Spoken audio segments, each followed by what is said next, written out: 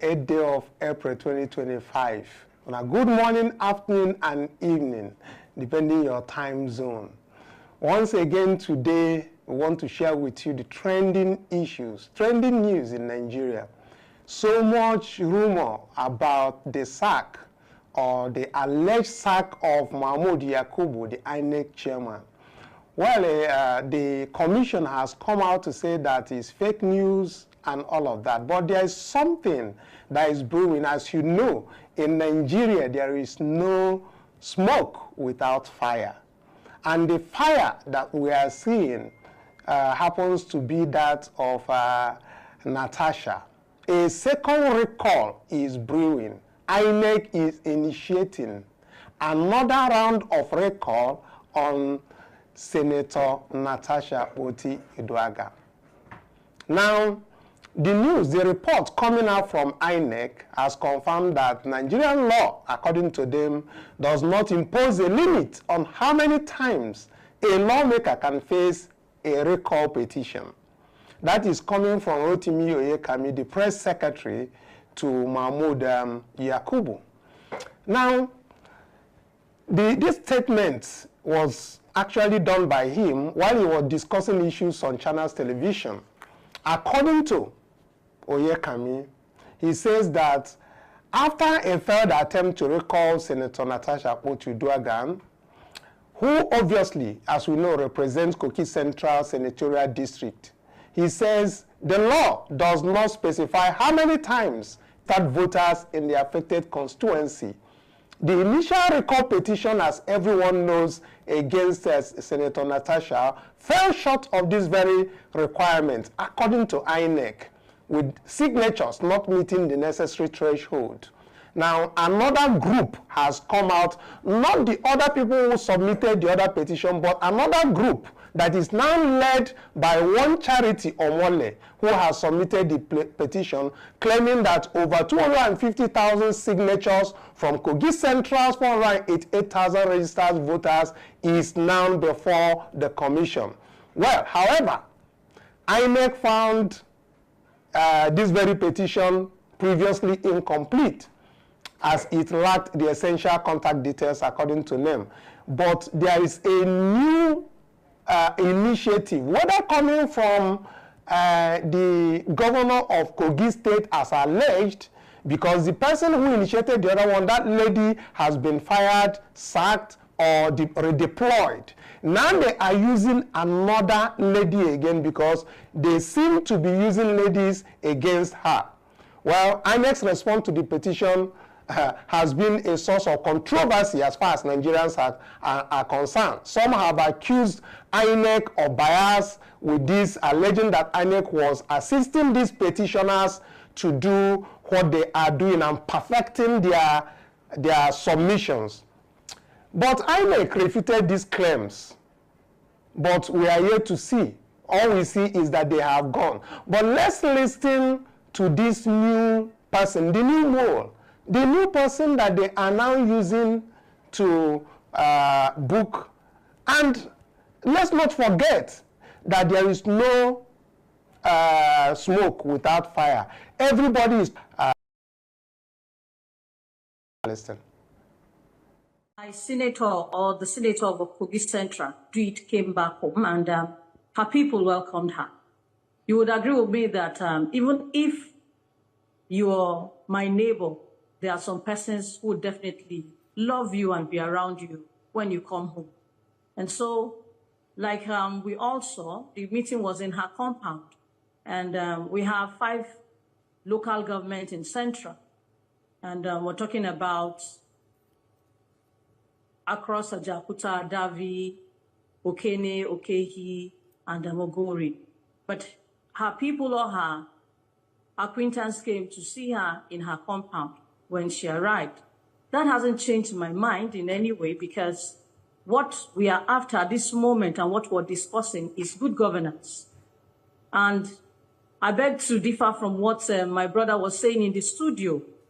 You see, if we are to talk about the relative peace that Kogi Central enjoys today, the former governor of Kogi State, Alhaji Yaya Dozabello, it's a major player. And so you can't be saying that he's into disrupting the peace of the people. He's somebody who had done a whole lot. And if you look back into the history of Kogi Central as a constituent, it was when he came that our people could now sleep with their two eyes opened. And then we had activities booming back in Okene. I would beg to say that he revived Okene. And as much as we go around saying things about people, let's not always run away from their positive side and the things they have done to make our people better off today. And that is why we even have a constituency in the first place. His love for my gender is one of the reasons why we have lots of women in the Central today being part of politics. In the past times, anyone from Central knows that it's going to be very difficult for a woman to even want to vouch for councillor. But today you have lots of women that are already in politics because he brought that level ground play for us. And as we all know, it's a work in progress. Now, having to do with the issue on ground, it's something that we're standing by. It's something that we believe that once the level of compliance that we need to give is made available, the process itself will continue. And I must say that kudos to INEC. INEC being a single body, being able to verify that we already have over 208,000 votes, signatures verified. It tells that, as they promised Nigerians, that it's going to be a fair and transparent process. It is already being seen. If you know, there were lots of narrative that will hardly even have up to 100 votes, 100,000 votes or so being verified. And today, thank God where we are. That's over 50% of what is expected that has been submitted. And I'm sure that in no distant time, we'll all be where we want to be. Okay, Madam Musa, are you saying that with the statement from INEC putting an end to this recall process that you want to reactivate the process again? Well, what I know very well was INEC said that it was inadequate. Doesn't mean that the process had been put on a halt. And so we are believing that once we are able to meet up with the level of compliance that they need for it to be adequate, the process will definitely take its course. Well, some people say the crowd that turned out at the reception held in her compound to celebrate the Eid al-Fitr is an indication that the signatures for her recall were forged and did not represent the wishes of the people. Taking his rest, and he's not involved in any of this at all. Well, okay. To get your position on your support for Senator Natasha. I would want to ask, are you an advocate for her? I'm not an advocate.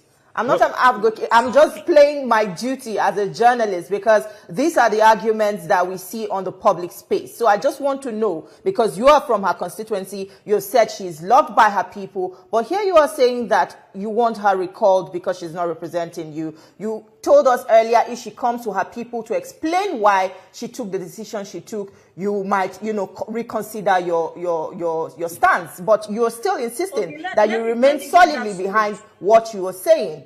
So that's why I asked you that question. Let me get that straight. What we discussed initially, I was making you understand that the people who voted her into office, she had never come back to say, this and these are the things that happened. And so what we know is that she's been given suspension for 6 months. And that is tentative 1 year.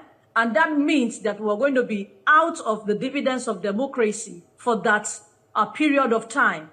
And I was also making it clear then that she would have taken time to listen to her colleagues. If you look at the video then, a whole lot of which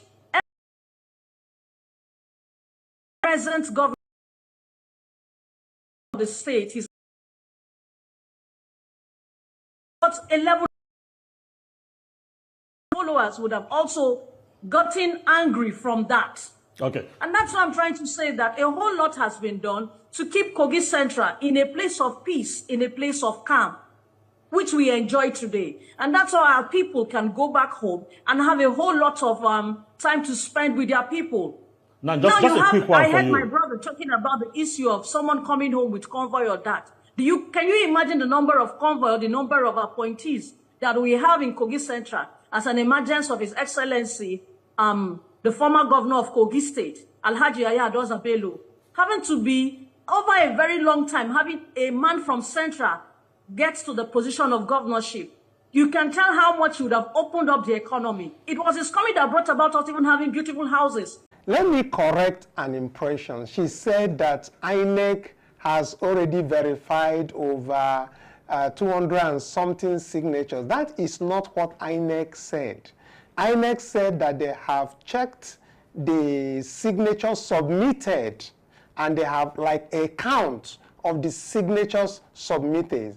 There is no way that INEC has gone to Kogi Central Senatorial Zone to actually do a verification of signatures. INEC has not even gone to Kogi State. What they have done is what was submitted to them, they did a count of those signatures, which obviously she's calling it as being verified. Those signatures has not been verified. It is going to be verified at the polling units at the ward level to be able to ascertain that those people are the people who actually did. So the issue of fake signatures is still out there until the verification process has been done. So I just want to correct that very impression. Notwithstanding that we're having some challenges on network issues, I just want to bring to your attention the fact that the internal crisis that is rocking the Labour Party took a dramatic turn yesterday being Monday. At the two rival functions that we know, the one of Nenadi Usman, Senator Nenadi Usman, and one that that Abure is operating under, that is still occupying the headquarters of the Labour Party. They all summon separate meetings of National Executive Council, though that is what they call it at the function of Abure. This is signaling a deepening rift over the party's leadership and direction. Well, as we know, this move follows Friday's judgment by the Supreme Court, which many of us as observers, not seeing the certified true copy of the Supreme Court judgment, believes has emboldened the opposing camps to assert control over party structures ahead of the upcoming political alignments that is going to happen against 2027.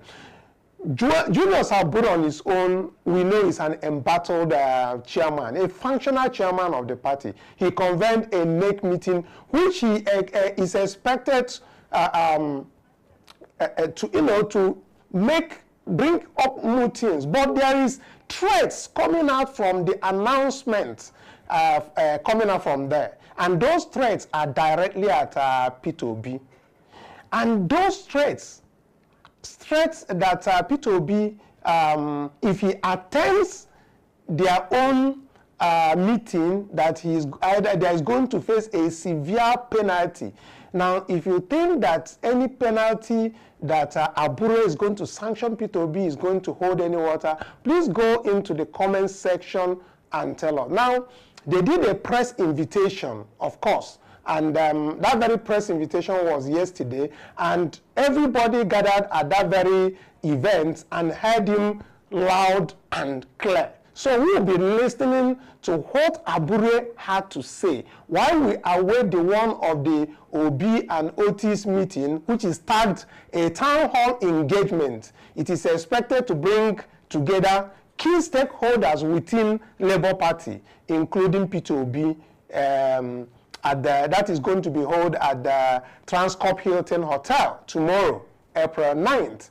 But before that date, let's hear about the threat coming out from Abure, whom everybody is saying he should vacate that very particular headquarters for Nenadi Usman's NEC meeting. But let's take a listen to how he said it, and you go to the comment section, tell us what you feel. Do you think that the Labour Party rift, this very particular issue, do you see them resolving it before this 2027? Or do you see two functions emerging, which is what the Supreme Court had emboldened by their judgment without pronouncing directly that Abure should vacate his seat, but leaving it open?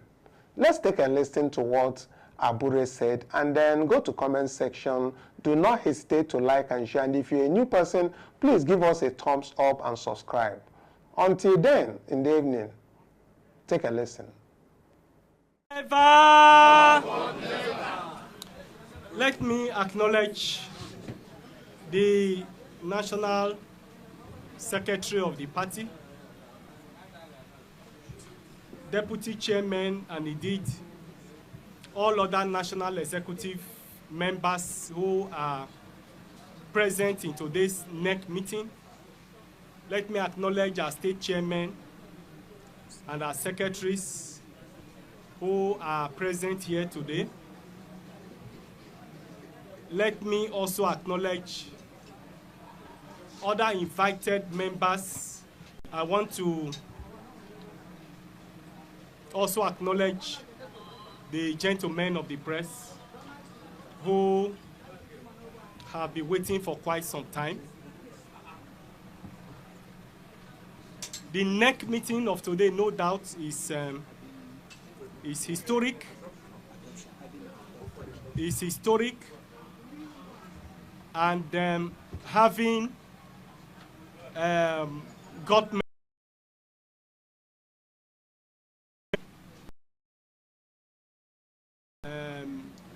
the motion for the INEC meeting to hold, I now want to put the question properly. Those in support say aye. Aye. Those against say nay. The ayes have it.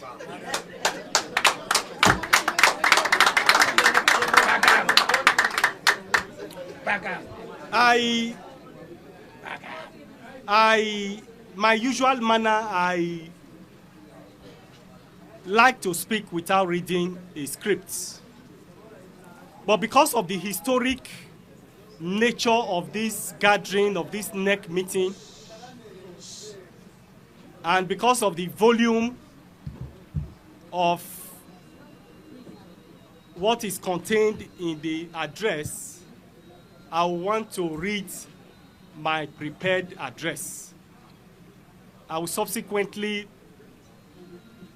have to summarize where it's necessary and then also expatiate where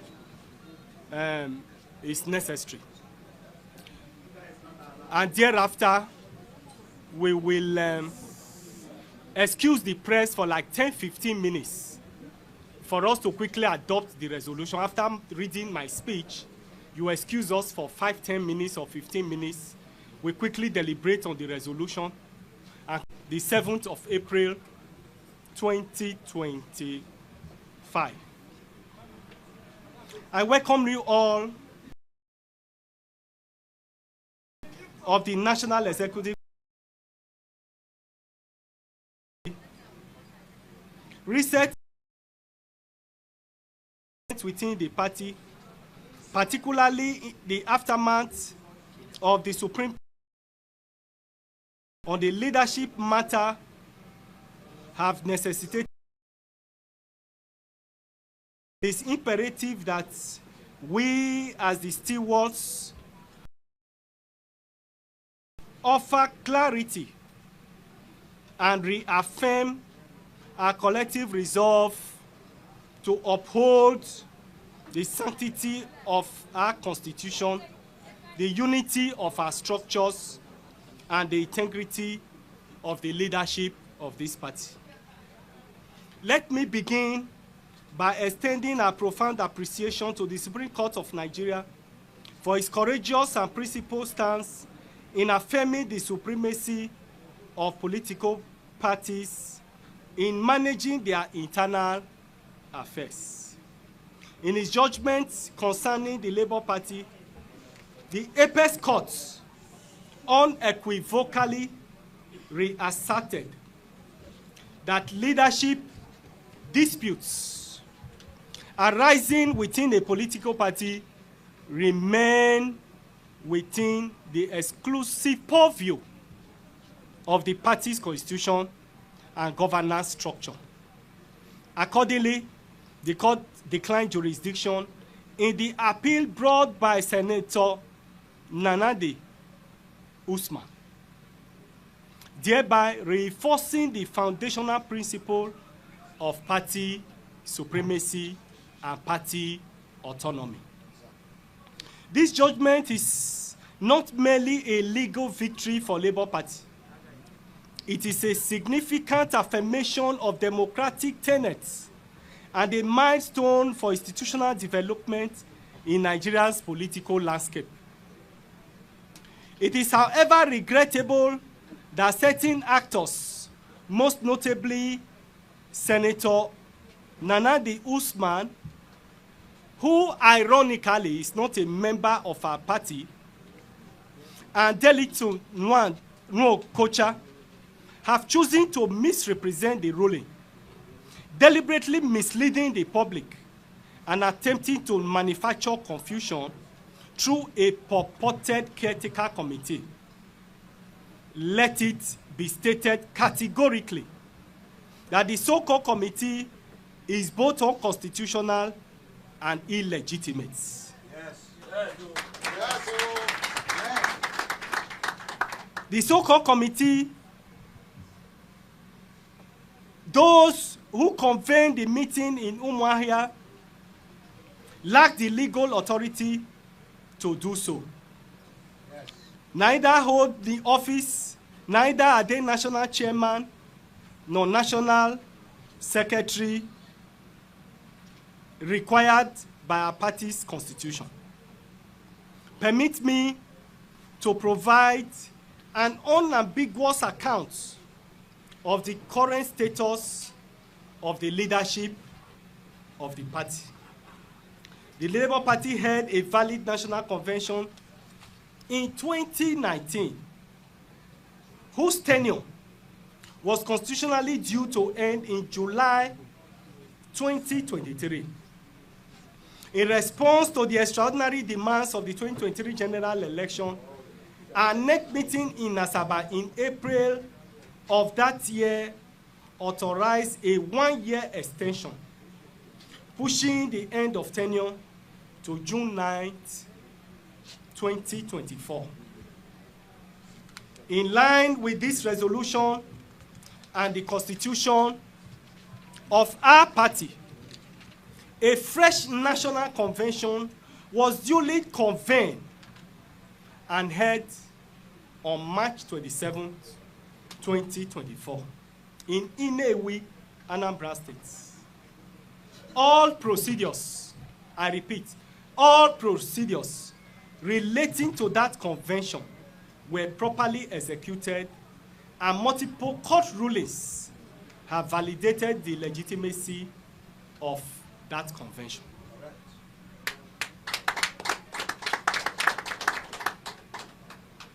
Our constitution, specifically Article 12 and Article 14 of the amended 2024 edition of our constitution, as well as our constitution 2019, even our constitution of 2009, are all unanimous and clear,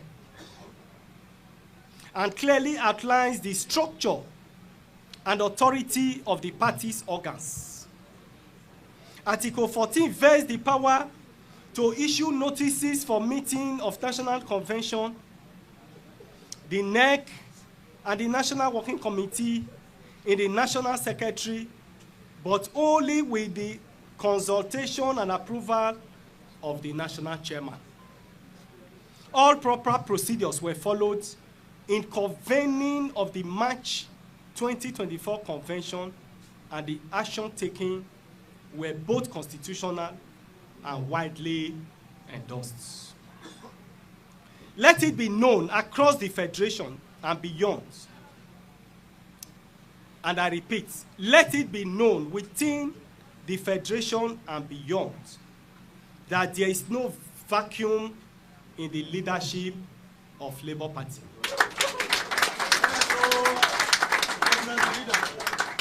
I repeat, that there is no vacuum in the leadership of Labour Party in Nigeria. Yes, sir. The National Working Committee, under our leadership, recognizes state as follows. In order to clear the misrepresentation that has been perverting the media for the past few days. Number one, the court asserted that the supremacy of party over the internal affair and that of leadership of a political party is not for any court to decide, as it is a no-go area for the court. And so the court did not sack the NWC elected on the 27th day of March 2023. The court, 2024, the court didn't sack that leadership. The court only declined jurisdiction that issues of leadership is not the business of the courts. 2, the Apex Court did not set aside the decision of the court below